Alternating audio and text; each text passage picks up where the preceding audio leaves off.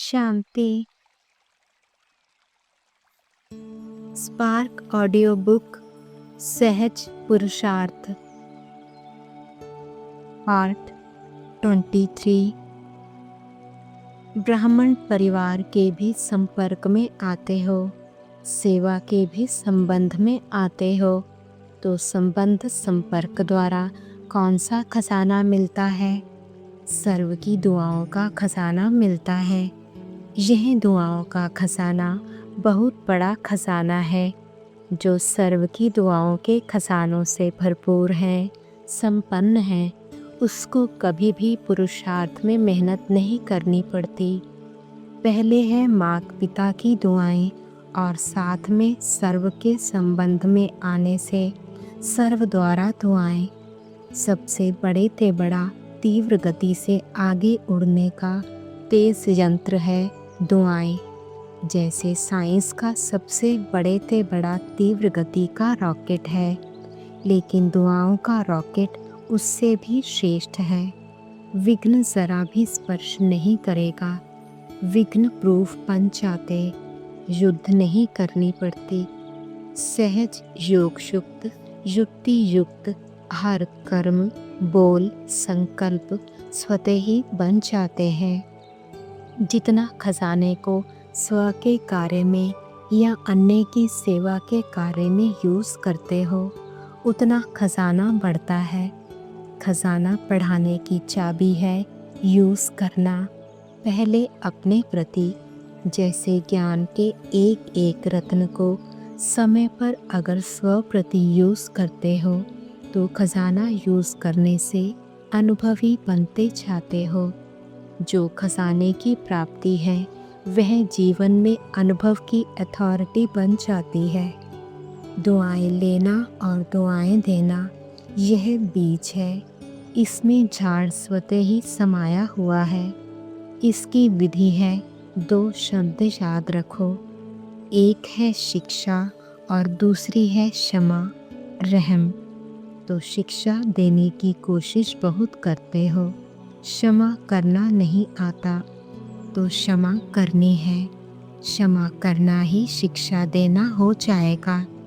शिक्षा देते हो तो क्षमा भूल जाते हो, लेकिन क्षमा करेंगे तो शिक्षा स्वतः आ जाएगी। शिक्षक बनना बहुत सहज है। सप्ताह कोर्स के बाद ही शिक्षक बन जाते हैं। तो क्षमा करनी है, रहमदिल बनना है, सिर्फ शिक्षक नहीं बनना है। क्षमा करेंगे, अभी से यह संस्कार धारण करेंगे, तभी दुआएं दे सकेंगे। और अभी से दुआएं देने का संस्कार पक्का करेंगे, तभी आपके जड़ चित्रों से भी दुआएं लेते रहेंगे। चित्रों के सामने जाकर क्या कहते हैं? दुआ करो, मर्सी दो। आपके जड़ चित्रों से जब दुआएं मिलती हैं, तो चैतन्य में आत्माओं से कितनी दुआएं मिलेंगी। दुआओं का अखुट खजाना बाप दादा से हर कदम में मिल रहा है। लेने वाला लेवे। आप देखो, अगर श्रीमत प्रमाण कोई भी कदम उठाते हो, तो क्या अनुभव होता है? बाप की दुआएं मिलती है ना। और अगर हर कदम श्रीमत पर चलो, तो हर कदम में कितनी दुआएं मिलेंगी। दुआओं का खजाना कितना भरपूर हो जाएगा। कोई भल क्या भी देवे, लेकिन आप उसको दुआएं दो। चाहे कोई क्रोध भी करता है, उसमें भी दुआएं हैं। क्रोध में दुआएं हैं कि लड़ाई है? चाहे कोई कितना भी क्रोध करता है, लेकिन आपको याद दिलाता है कि मैं तो परवश हूँ, लेकिन आप मास्टर सर्वशक्तिवान हो, तो दुआएं मिली ना। याद दिलाया कि आप मास्टर सर्वशक्तिवान हो, आप शीतल जल डालने वाले हो, तो क्रोधी ने दुआएं दी ना। वह क्या भी करे, लेकिन आप उससे दुआएं लो। सुनाया ना, गुलाब के पुष्प में भी देखो कितनी विशेषता है। कितने गंदी खाद से, बदबू से खुद क्या लेता है, खुशबू लेता है ना।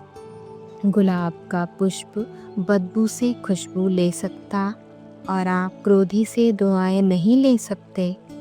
विश्व महाराजन, गुलाब का पुष्प बनना चाहिए या आपको बनना चाहिए, यह कभी भी नहीं सोचो कि यह ठीक हो तो मैं भी ठीक हूँ, यह सिस्टम ठीक हो तो मैं ठीक हूँ। कभी सागर के आगे जाकर कहेंगे, हे लहर आप बड़ी नहीं छोटी आओ, टेढ़ी नहीं आओ सीधी आओ। यह संसार भी सागर है, सभी लहरें ना छोटी होंगी ना टेढ़ी होंगी ना सीधी होंगी ना बड़ी होंगी ना छोटी होंगी। तो यह आधार नहीं रखो, यह ठीक हो जाए तो मैं हो जाऊं, तो परिस्थिति बड़ी या आप बड़े। सभी को डबल नशा रहता है कि मैं श्रेष्ठ आत्मा मालिक भी हूँ और फिर बालक भी हूँ। एक है मालिकपन का रूहानी नशा और दूसरा है बालकपन का रूहानी नशा। यह डबल नशा सदा रहता है या कभी कभी रहता है? बालक सदा हो या कभी कभी हो? बालक सदा बालक ही है ना। परमात्मा बालक है और फिर सारे आदि मध्य अंत को जानने वाले मालिक हैं। तो ऐसा मालिकपन और ऐसा बालकपन सारे कल्प में और कोई समय नहीं रह सकता। सतयुग में भी परमात्मा बच्चे नहीं कहेंगे, देव आत्माओं के बच्चे हो जाएंगे। तीनों कालों को जानने वाले मालिक, यह मालिकपन भी इस समय ही रहता है। तो जब इस समय ही है, बाद में मर्ज हो जाएगा, तो सदा रहना चाहिए ना। डबल नशा रखो, इस डबल नशे से डबल प्राप्ति होगी। मालिकपन से अपनी अनुभूति होती है और बालकपन के नशे से अपनी प्राप्ति। भिन्न भिन्न प्राप्तियां हैं ना। यह रूहानी नशा नुकसान वाला नहीं है, रूहानी है ना। देहभान के नशे नुकसान में लाते हैं, वो नशे भी अनेक हैं। देहभान के कितने नशे हैं? बहुत है ना। मैं यह हूँ, मैं यह हूँ, मैं यह हूँ। लेकिन सभी हैं नुकसान देने वाले, नीचे लाने वाले। यह रूहानी नशा ऊंचा ले जाता है, इसलिए नुकसान नहीं है ही बाप के। तो बाप कहने से बचपन याद आता है ना। बाप अर्थात मैं बच्चा हूँ, तभी बाप कहते हैं। तो सारा दिन क्या याद रहता है? मेरा बाबा या और कुछ याद रहता है? बाबा कहने वाला कौन? बच्चा हुआ ना। तो सदा बच्चे हैं और सदा ही रहेंगे। सदा इस भाग्य को सामने रखो, अर्थात स्मृति में रखो। कौन हूँ, किसका हूँ और क्या मिला है। जहाँ प्राप्ति होती है, प्राप्ति वाला कभी थकता नहीं। बिजनेसमैन को अनुभव है ना, ग्राहक देरी से भी आए तो भी थकेंगे नहीं। आह्वान करते हैं, आओ। क्यों नहीं थकते? क्योंकि प्राप्ति है। तो आपको कितनी प्राप्तियां हैं? हर कदम में पद्मों की प्राप्ति है। सारे वर्ल्ड में ऐसा कोई साहूकार है जिसको कदम में पद्मों की कमाई हो? कितने भी नामी ग्रामी हो, लेकिन इतने साहूकार कोई नहीं है। चक्कर लगाकर आओ, देखो विदेश में कोई मिल जाए। कितना भी बड़ा हो, लेकिन आपके आगे कुछ भी नहीं है। तो इतनी बड़ी प्राप्ति वाले कभी थक नहीं सकते। प्राप्ति को भूलना अर्थात थकना। उस बिजनेस में तो कितनी मेहनत करनी पड़ती है, और मेहनत के बाद भी मिलेगा क्या? चलो ज़्यादा में ज़्यादा करोड़ मिल जाए। मिलते तो नहीं हैं, लेकिन मिल जाएं। और यहाँ तो पद्मों की बात है। तो सदा अपनी प्राप्तियों को सामने रखो। सिर्फ पुरुषार्थ नहीं करो, पुरुषार्थ के पहले प्राप्तियों को सामने रखो। अगर मालूम होता है कि यह मिलना है तो पुरुषार्थ को भूल जाते हैं, प्राप्ति को ही सामने रखते हैं। उसको पुरुषार्थ दिखाई नहीं देगा, प्राप्ति ही दिखाई देगी। खेती का काम भी करते हैं तो क्या दिखाई देता है? मेहनत दिखाई देती है या फल दिखाई देता है? फल की खुशी होती है ना, तो यह स्मृति रखने से कभी थकेंगे नहीं। ना थकेंगे, ना गति तीव्र से धीमी होगी, सदा तीव्र गति होगी। गुजरात वालों की तो तीव्र गति है ना। गुजरात की माताएं भी तीव्र जल्दी जल्दी चलती हैं। देखो, गरबा करते हो तो मोटा हो, बूढ़ा हो, कितना जल्दी जल्दी करते हैं। दूसरे तो देखेंगे कि यह इतना मोटा कैसे करेगा, लेकिन कितना फास्ट करते हैं। तो गुजरात वालों को तीव्र गति की आदत है। जब शरीर तीव्र चल सकता है तो आत्मा नहीं चल सकती। गुजरात की विशेषता ही सदा खुश रहने की है। गुजरात वाले सभी गरबा जानते हैं। बीमार को भी कहो कि रास करने के लिए आओ तो आ जाएंगे, बिस्तर से भी उठ पड़ेंगे। तो यह निशानी है खुशी की, मौज मनाने की। मौज की निशानी गुजरात में झूला घर घर में होता है। तो जैसे शरीर की मौज मनाते हो तो आत्मा को भी तो मौज में रहना है। तो गुजरात का अर्थ हुआ मौज में रहने वाले, खुशी में रहने वाले, लेकिन सदा कभी कभी नहीं। गुजरात वालों की कभी भी खुशी कम हो, यह हो नहीं सकता। इतना पक्का निश्चय है या कभी कभी मूंझ भी जाते हो? जब बाप को अपनी सब जिम्मेवारियां दे दी तो आप मौज में ही रहेंगे ना। जिम्मेवारियां माथा भारी करती हैं। जब भी खुशी कम होती है तो कहते हो या सोचते हो कि क्या करें, यह भी संभालना पड़ता है ना, करना पड़ता है ना, जिम्मेवारी है ना। उस समय सोचते हो ना, लेकिन जिम्मेवार बाप है, मैं निमित्त मात्र हूँ। मेरी जिम्मेवारी है तो भारीपन होता है, बाप की जिम्मेवारी है, मैं निमित्त हूँ तो हल्के हो जाएंगे। हल्का उड़ेगा, भारी चीज़ उड़ेगी नहीं, बार बार नीचे आ जाएगी। थोड़ा भी संकल्प आया मुझे करना पड़ता है, मुझे ही करना है, तो भारीपन हुआ। तो डबल लाइट हो ना, या थोड़ा थोड़ा बोझ है। सदा उड़ते रहो। उड़ती कला अर्थात तीव्र गति। आप लोग तो बहुत बहुत भाग्यवान हो जो उड़ती कला के समय पर आए हो। जैसे आजकल के बच्चे कहते हैं ना कि हम भाग्यवान हैं जो बैलगाड़ी के समय नहीं थे, मोटर गाड़ी के टाइम पर आए हैं।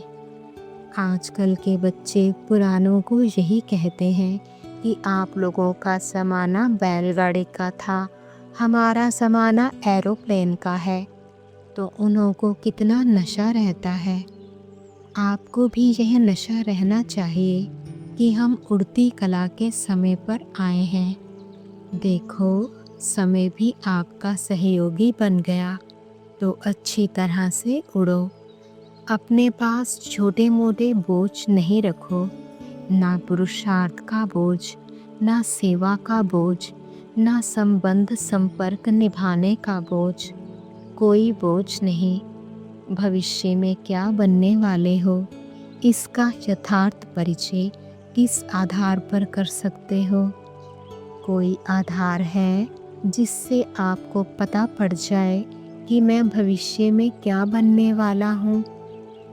लक्ष्य अच्छा रखो, क्योंकि अभी रिजल्ट आउट नहीं हुई है। चेयर्स का गेम होता है ना, तो लास्ट में सीटी बचती है। उस लास्ट सीटी पर पता पड़ता कि कौन विजयी होता है।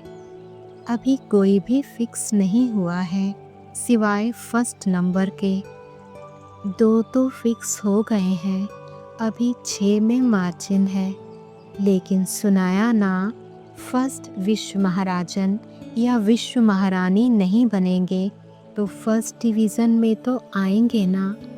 फर्स्ट नंबर में 1 होता है, लेकिन फर्स्ट डिवीज़न में बहुत होते हैं, तो फर्स्ट नंबर में नहीं आएंगे लेकिन फर्स्ट डिवीज़न में आ सकते हैं। वहाँ रॉयल फैमिली का पद भी इतना होता है जितना तख्त नशीन राजा रानी का होता है। इसलिए फर्स्ट डिवीज़न का लक्ष्य सदा रखना।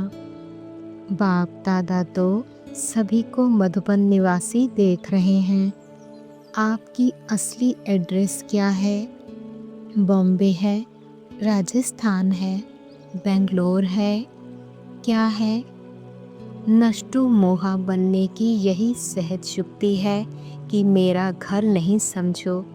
मेरा घर है, मेरा परिवार है, तो नष्टो मोहा नहीं हो सकेंगे। सेवा स्थान है, घर मधुबन है, तो सदा घर में रहते हो या सेवा स्थान पर रहते हो। सेवा स्थान समझने से नष्टो मोहा हो जाएंगे। मेरी जिम्मेवारी, मेरा काम है, मेरा विचार यह है, मेरी फर्ज अदाई है, ये सब मोह उत्पन्न करता है। सेवा के निमित्त हूँ।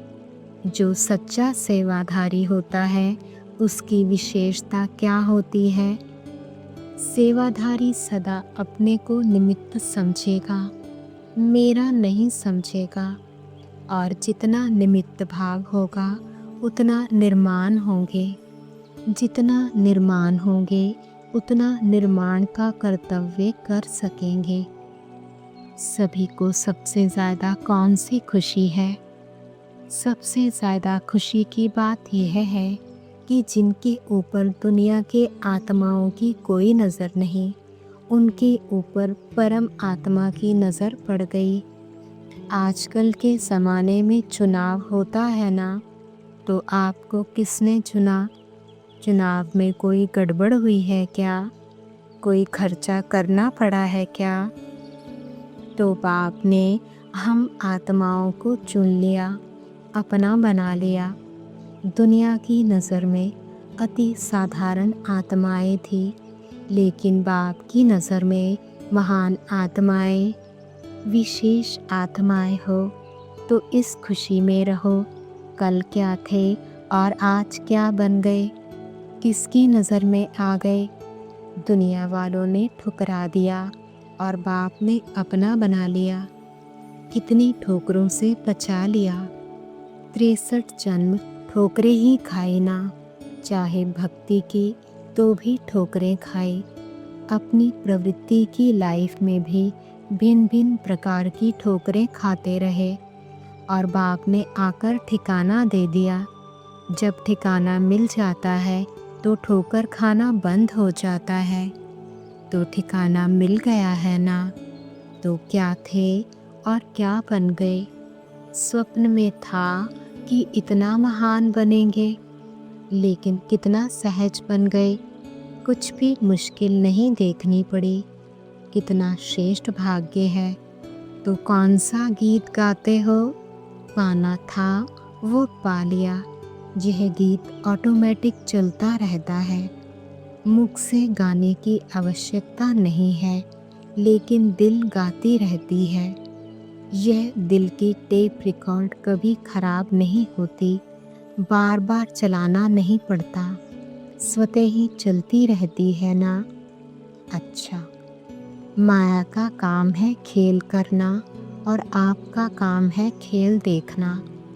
खेल में घबराना नहीं। घबराते हैं तो वह समझ जाती है कि ये घबरा तो गए हैं, अब लगाओ इसको अच्छी तरह से। माया भी तो जानने में होशियार है ना। कुछ भी हो जाए घबराना नहीं, विजय हुई ही पड़ी है। इसको कहा जाता है संपूर्ण निश्चय बुद्धि। पता नहीं क्या होगा, हार तो नहीं जाऊंगा, विजय होगी व नहीं, ये नहीं। सदैव यह नशा रखो कि पांडव सेना की विजय नहीं होगी तो किसकी होगी? कौरवों की होगी क्या? तो आप कौन हो? पांडवों की विजय तो निश्चित है ना। बाप ने खुशी का खजाना दे दिया, इसलिए खुशी खुशी से याद करते हो। चाहे कोई कदम खर्च करे, लेकिन ये खुशी नहीं मिल सकती। तो आपने क्या खर्चा किया? कोई कौड़ी लगाई, बाबा कहा और खजाना मिला, तो बिन कौड़ी बादशाह बन गए। लगाया कुछ नहीं और बन गए बादशाह। सबसे बड़े ते बड़ा बादशाह कौन सा है? बेफिक्र बादशाह। तो आप बेफिक्र बादशाह हो, या यहाँ आकर बेफिक्र हो, वहाँ जाकर फिक्र होगा? माताओं को फिक्र होगा, बच्चों को क्या करे, पोत्रों को क्या करे। यहाँ भी नहीं है, वहाँ भी नहीं होगा। आजकल के बादशाह हैं फिक्र के बादशाह, और आप हो बेफिक्र बादशाह। बच्चे को कोई फिक्र होता है क्या? जब बाप बैठा है तो बच्चे बेफिक्र होते हैं। तो बेफिक्र बादशाह बन गए हो। वैसे भी कोई भी बात का फिक्र करो तो फिक्र करने वाले को कभी भी सफलता नहीं मिलती। फिक्र करने वाला समय भी गंवाता, स्वयं को भी गंवाता, क्योंकि एनर्जी वेस्ट होती है, और काम को भी गंवा देता। जिस काम के लिए फिक्र करता वह काम भी बिगाड़ देता। तो सफलता अगर चाहिए तो उसकी विधि है बेफिक्र बनना, ऐसे बादशाह। तो विजय की तिलकधारी अर्थात सदा विजयी भव के वरदानी, जो स्मृति स्वरूप हैं, वे सदा वरदानी हैं। वरदान आपको मांगने की आवश्यकता नहीं है। वरदान दे दो, मांगते हो। मांगना क्या चाहिए यह भी आपको नहीं आता था। क्या मांगना चाहिए वह भी बाप ही आकर सुनाते हैं। मांगना है तो पूरा वर्षा मांगो, बाकी हद का वरदान। एक बच्चा दे दो, एक बच्ची दे दो, एक मकान दे दो, अच्छी वाली कार दे दो, अच्छा पति दे दो, यही मांगते रहे ना। बेहद का मांगना क्या होता है वो भी नहीं आता था। इसलिए बाप जानते हैं कि इतने नीचे गिर गए जो मांगते भी हद का हैं, अल्पकाल का हैं। आज कार मिलती है, कल खराब हो जाती है, एक्सीडेंट हो जाता है, फिर क्या करेंगे? फिर और मांगेंगे, दूसरी कार दे दो। आप तो अधिकारी बन गए, बेहद के बाप के बेहद के वर्षे के अधिकारी बन गए। अभी स्वतः ही वरदान प्राप्त हो ही गए। जब दाता के बच्चे बन गए, वरदाता के बच्चे बन गए, तो वरदान का खजाना बच्चों का हुआ ना।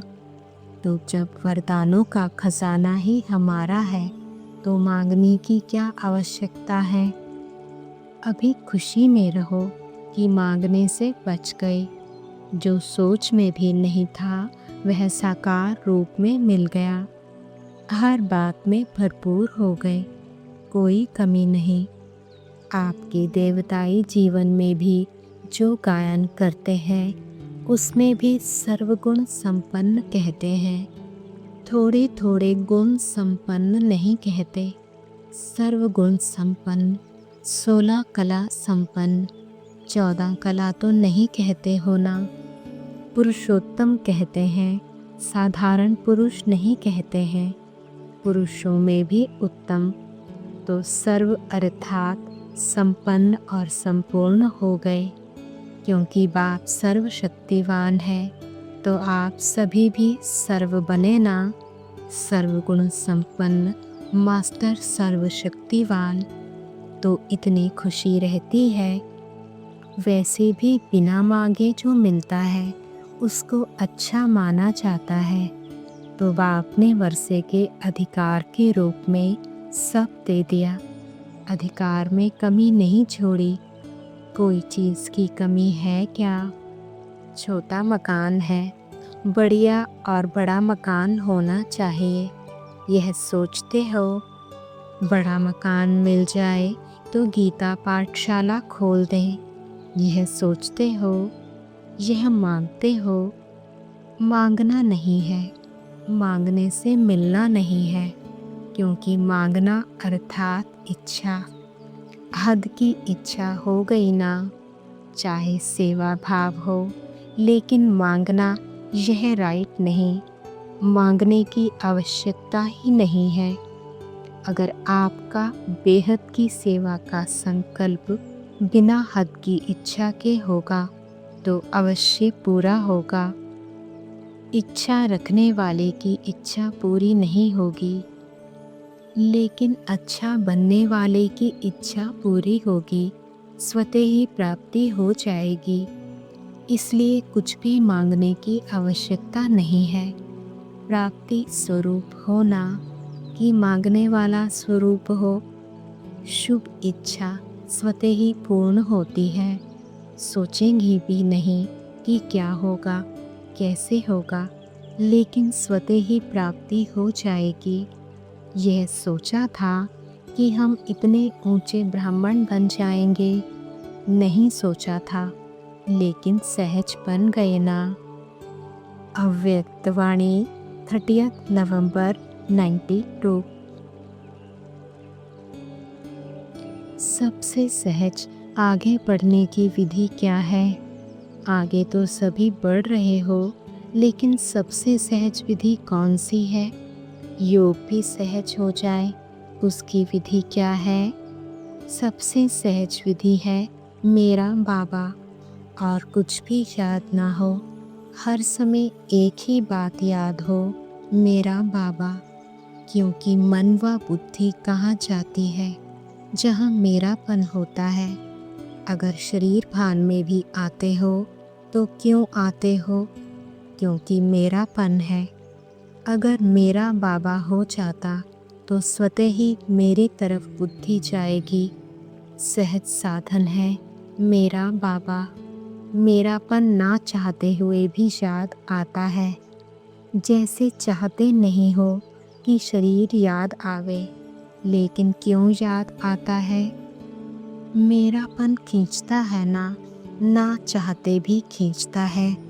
जब यह सदा निश्चय और स्मृति में रहे मेरा बाबा, तो पुरुषार्थ की मेहनत करने के बजाय स्वतः ही मेरापन खींचेगा। तो सहज साधन क्या हुआ? इसलिए एक को ही याद करो। एक को ही याद करना सहज होता है। जितना जितना गहरा संबंध जुटा हुआ होगा, उतनी याद सहज होगी, और सहज बात ही निरंतर होती है। अगर सहज नहीं होगा तो निरंतर नहीं होगा। कोई भी मेहनत का काम निरंतर नहीं कर सकते। सारा दिन रात कोई को मेहनत का काम दो तो मजबूरी से करेगा, लेकिन प्यार से नहीं करेगा। तो बाप दादा सहज करके देता है। सहज के कारण निरंतर होना मुश्किल नहीं है। जो सदा इस स्मृति में रहते हैं, उनकी निशानी क्या होगी? वे सदा खुश रहेंगे, क्योंकि बाप से प्राप्ति होती है, तो प्राप्ति की खुशी होती है ना। तो मेरा बाबा की स्मृति की प्रैक्टिकल निशानी खुशी है। कोई भी बात हो जाए, लेकिन खुशी नहीं जाए। चलते फिरते बीच बीच में यह अभ्यास पक्का करो, मैं हूँ ही आत्मा। तो आत्मा का स्वरूप सदा याद होना चाहिए ना। सदा खुशी होती है ना। कम नहीं होनी चाहिए, बढ़नी चाहिए। इसका साधन बताया मेरा बाबा। और कुछ भी भूल जाए, लेकिन मेरा बाबा यह भूले नहीं। अच्छा, सबसे बड़े भाग्य की निशानी यह है जो संगम युग पर साधारण आत्मा बने हो। अगर साहूकार होते तो बाप के नहीं बनते। सिर्फ कलयुग की साहूकारी ही भाग्य में मिलती तो साधारण बनना अच्छा है ना। स्थूल धन से साधारण हो लेकिन ज्ञान धन से साहूकार हो तो खुशी है ना कि बाप ने सारे विश्व में से हमें अपना बनाया। सारा दिन खुशी में रहते हो, मुरली रोज सुनते हो, कभी मिस तो नहीं करते। मिस करते हो तो फॉलो फादर नहीं हुआ ना। ब्रह्मा बाप ने एक दिन भी मुरली मिस नहीं की। अच्छा। अव्यक्तवाणी 10 दिसंबर 92। ओम शांति।